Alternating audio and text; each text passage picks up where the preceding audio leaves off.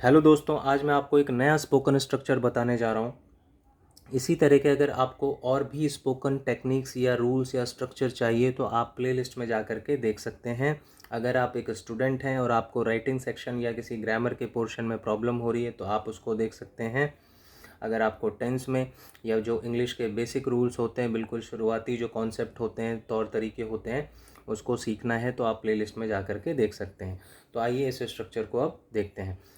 तो स्ट्रक्चर है, पहले सब्जेक्ट आएगा, फिर इज एम आर आएगा, या फिर वॉज वर आएगा, या विल बी आएगा। प्रेजेंट पे बात हो रही होगी तो इज एम आर, पास्ट पे होगी तो वॉज वर, फ्यूचर पे होगी तो विल बी। फिर ऑलवेज आएगा, फिर फर्स्ट फॉर्म के साथ आई एन जी, फिर ऑब्जेक्ट। अगर हम पहचान की बात करें तो पहचान प्रेजेंट है तो हमेशा ता रहता है, हमेशा ते रहते हैं, हमेशा ती रहती है। अगर पास्ट पे बात हो रही है तो हमेशा ता रहता था, हमेशा ते रहते थे, हमेशा ती रहती थी। अगर फ्यूचर की बात हो रही है तो हमेशा ते रहेगा, हमेशा ते रहेगी, हमेशा ता रहूँगा, इस तरीके से।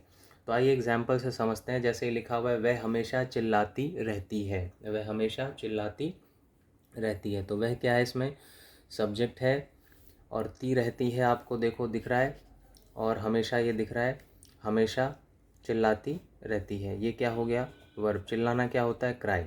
लेकिन रूल क्या कह रहा है, वर्ब के साथ आईएनजी लगाने के लिए। तो वह के लिए आप लिख दिया हमने शी, तो शी के साथ क्या आता है, इज़। फिर रूल क्या कह रहा है, ऑलवेज़ लगाने के लिए, तो ऑलवेज़ लिखा। फिर फर्स्ट फॉर्म के साथ क्या लगाना है आपको, आईएनजी। तो आप लिखेंगे शी इज़ ऑलवेज़, और फर्स्ट फॉर्म के साथ आईएनजी, मतलब चिल्लाना क्या होता है, क्राई। तो आप लिखेंगे शी इज़ ऑलवेज़ क्राइंग, यानी वह हमेशा चिल्लाती रहती है। दूसरा है, राम हमेशा हमें गाली देता रहता है। राम हमेशा हमें गाली देता रहता है, ता रहता है, ता रहता है, हमेशा दिख रहा है आपको। तो राम क्या है, इसमें सब्जेक्ट, गाली देना वर्ब है, बाकी ये क्या है, हमें ऑब्जेक्ट। तो राम सिंगुलर है तो हम क्या लगाएंगे, इज़, राम इज़। फिर रूल क्या कह रहा है, रूल कह रहा है ऑलवेज़ लगाने के लिए, तो आपको करना है राम इज़ ऑलवेज़, और गाली देना अब्यूज़, लेकिन रूल कह रहा है आईएनजी लगाने के लिए, तो आप लिख देंगे राम इज़ ऑलवेज़ अब्यूजिंग, और हमें के लिए अस। नेक्स्ट है, तुम मुझे हमेशा डांटते रहते हो, ते रहते हो, हमेशा दिख रहा है। तुम यानी यू, यू के साथ क्या आता है, आर। फिर रूल क्या कह रहा है, ऑलवेज़। डांटने की फर्स्ट फॉर्म क्या होती है, स्कॉल्ड, लेकिन आईएनजी लगाना है तो आप आईएनजी लगा देंगे।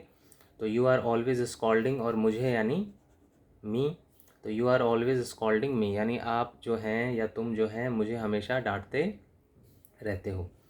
नेक्स्ट है, सुनीता मुझ पर हमेशा हंसती रहती है। हंसती रहती है, ती रहती है, हमेशा दिख रहा है। सुनीता क्या है, सब्जेक्ट, तो आप लिखेंगे सुनीता, एक ही है तो हम इज़ लगाएंगे, सुनीता इज़ ऑलवेज, हमेशा हंसती रहती है, लाफिंग, पर के लिए एट, मुझ के लिए मी, एट मी। नेक्स्ट है, अगर हम इसको पास्ट करें तो ये हो जाएगा, वह हमेशा चिल्लाती रहती थी। अब रहती है नहीं आ रहा, रहती थी आ रहा है, इसलिए हम इसमें वॉज वर लगाएंगे। वह मतलब शी, और शी के साथ क्या आता है, वॉज। फिर वही ऑलवेज, चिल्लाने की फोर्थ फॉर्म जो होगी वो क्या होगी, क्राइंग होगी, आईएनजी के साथ। She was always crying. Next है, राम हमें हमेशा गाली देता रहता था। देता, ता रहता है नहीं, देता रहता था, तो ये पास्ट है, तो वॉज वर वाला रूल लगेगा। तो आप लिखेंगे राम सब्जेक्ट है, लिखेंगे राम, फिर वॉज ऑलवेज, हमेशा एब्यूजिंग अस, हमें गाली देता रहता था। नेक्स्ट है, अगर फ्यूचर कर दें, वह हमेशा चिल्लाती रहेगी। वह हमेशा चिल्लाती रहेगी, ती रहेगी, तो वह शी विल बी, हमेशा ऑलवेज चिल्लाती, क्राइंग। नेक्स्ट है, सुनीता मुझ पर हमेशा हंसती रहेगी, ती रहेगी, फ्यूचर है तो विल बी लगाएंगे। तो सुनीता सब्जेक्ट है, लिखेंगे Sunita will be always laughing at me. तो उम्मीद है ये लेसन समझ में आया होगा। Okay friends, bye.